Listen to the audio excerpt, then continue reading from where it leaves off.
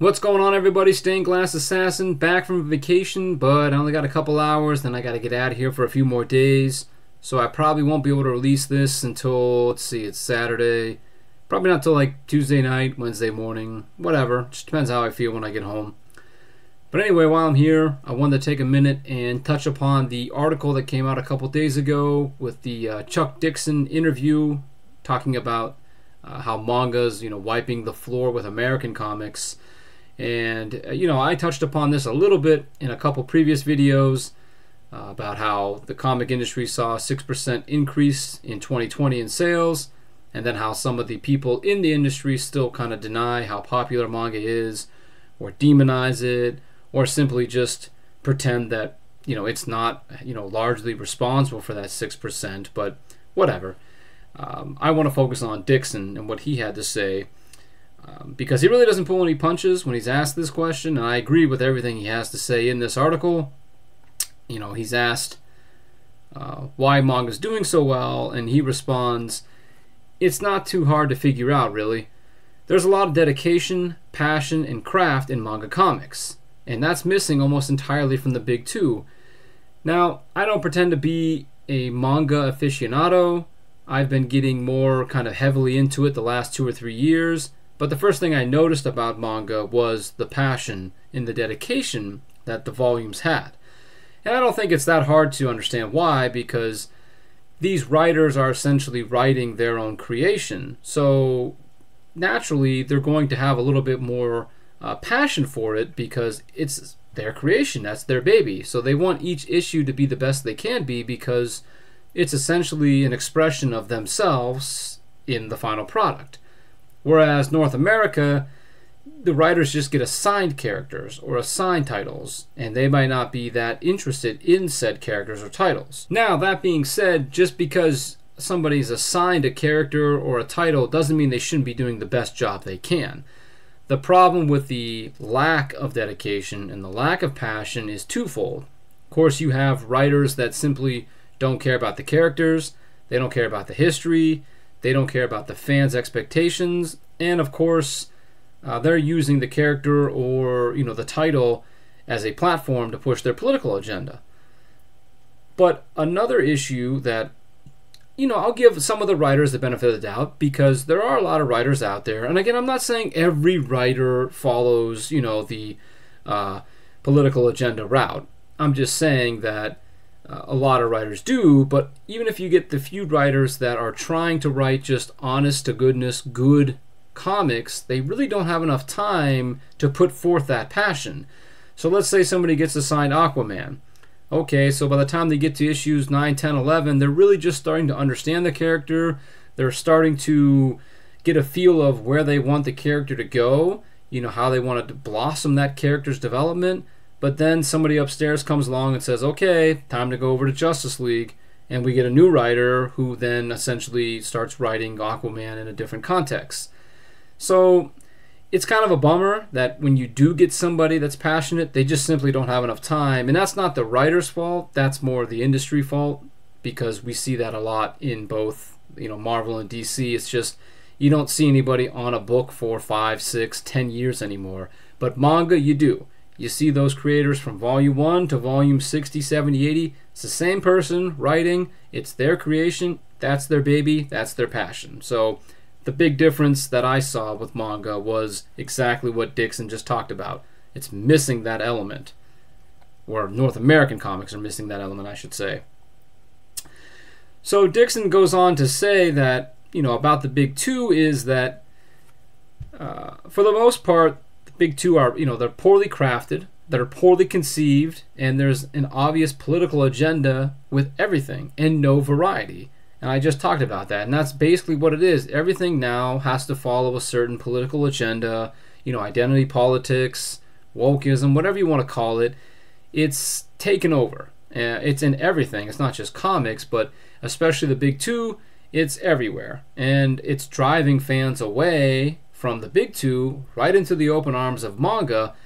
And it's not just the woke comics that are driving people away. What Dixion tries to talk about here is the variety.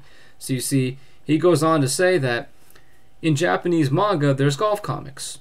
there's not one comic about golf, there's multiple comics. And then he furthers this by saying that one of his favorite mangas is about fishing. Just fishing, not vampires fishing on another planet, witches fishing, or fishing after a zombie apocalypse. It's just guys fishing.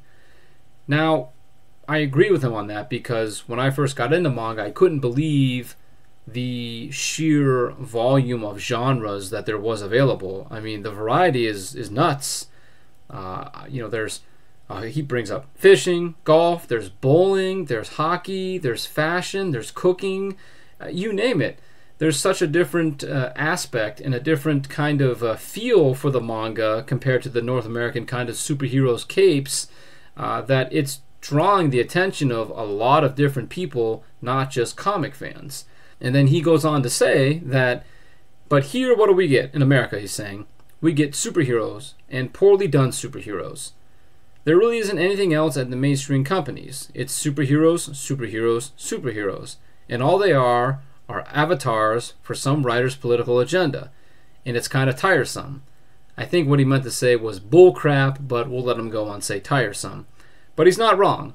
I mean, DC, Marvel are kind of the bread and butter of North American comics, and it's superheroes. But unfortunately, all the superhero books are essentially just politically driven. So if you don't like superheroes, you really don't have many other options in North America. If you do like superheroes, but you don't like the political agenda, you also don't have many other options. However, manga has changed that. And he goes on to say that, basically saying, why would you want to read this crap if you had a choice of reading a genre that you prefer, or that you prefer, be it horror, mystery, espionage, or golf? And he says when there's only one flavor in American comics, of course Japanese comics are going to win the day. I already brought that up. I already talked about how such a large chunk of the 6% increase was manga. I'd love to see the actual numbers, but we all know that manga is largely responsible for this boom. He goes on to say that the biggest problem here is that all I see is American comic book creators, the people in the mainstream do, is complain about manga. Well, why don't you learn from manga? Why don't you look at what manga is doing and do that? Of course, I brought that up. Obviously, Jerry Conway and some of these other people have demonized manga. They pretend that they're not popular or that it's a fad, even though it's single-handedly, helping prop up the American comic industry. But again, keep your head in the sand, and we'll see what happens down the road. So Dixion goes on talking about kind of the state of comics, and he says, so it's sad. It's a sad state of affairs, but everyone saw it coming. It had to happen. There has to be winners and losers. As the American comic book sales fall, something has to replace it, and manga is right there. It's popular. I just said that. I talked about how identity politics and, just poor writing altogether is driving fans away, and manga is waiting for them with open arms. Of course, people like Joe Quesada are going to say, well, hey, 6% sales increase means we're doing something right. Yeah, Joe, you're doing something right by taking all your fans and pushing them right to manga, because your sales are down the Western floppies and the Western-themed graphic novels, whereas mangas, they can't even stay on the shelves in the bookstore. They're having such a shortage that I thought I saw an article called the Great Manga Shortage of 2021. So, that's not something that you should just kind of brush off and say, well, we're doing something right. But they don't learn. We'll see. He says, I know my kids know kids who read manga. They don't know anybody who reads American comics. And the kids that my kids know who read manga are just casual readers. They're not fans. They're not geeks. They're not going to conventions. They just like reading manga. Of course, that's where all those different genres comes into play, because there's something for everybody. So it's not just geeks and nerds and outcasts. It's not that. You get regular people who, okay, maybe they're, getting an interest in comics, but they don't want to read superheroes. They get enough of their superheroes from, the MCU, Disney Plus, CW, whatever. So they want to read something else, and well, manga has that option. I know a lot of people that are starting to get into manga that I never thought would read comics, but are actually picking a few books up, the Slice of Life, or some, I guess you would call it romantic kind of drama, whatever it may be, but it's interesting to them. It's a comic book, but it's not what they, you know, always envision a comic book being, because comics don't always have to be Batman, Spider-Man tights and capes. Of course, one of the things that he doesn't touch upon is the simple fact that if I'm interested in comic books, maybe I am interested in Batman, I don't want to pay $5, $6 for a 22-page book. I can go over to Manga for $10.99 and get 170 or 160, whatever pages it is, and, well, it's a good story. There's usually at least 6, maybe even 7 to 8 panels on a page, whereas a lot of American comics have 2, 3 panels, and some of them only have, don't even have dialogue. I can't tell you how many comics I've read in 5 minutes or less. It certainly wasn't worth my $5, although my recent issue of, or volume of Delicious and Dungeon has kept me occupied for, a couple hours, because there's a lot of writing, there's a lot of, panels to read, and it's definitely worth the $10.99 that I paid for it. So, big difference there. So, I don't know, like I said, it's interesting to see. Well, I like how Dixion has just come out and, put everything out there. He's not trying to hold back, obviously afraid of being canceled or, have the woke mob chase them down. He's saying what a lot of people have already said, both, boisterous, but also with their wallets. But unfortunately, people like Joe Quesada are going to hide behind the 6% number and say, well, clearly what we're doing is working because we made more money in 2020.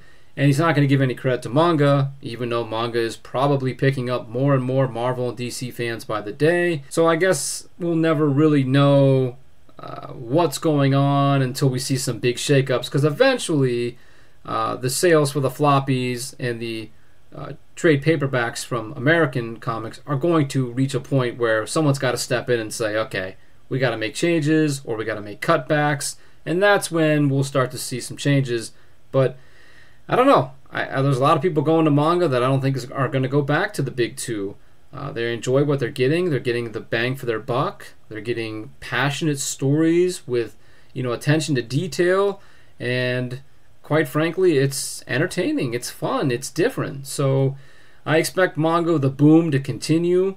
And I, of course, expect people like Joe Quesada and company to, bask in Manga's glory, because it's the industry that's, gaining sales.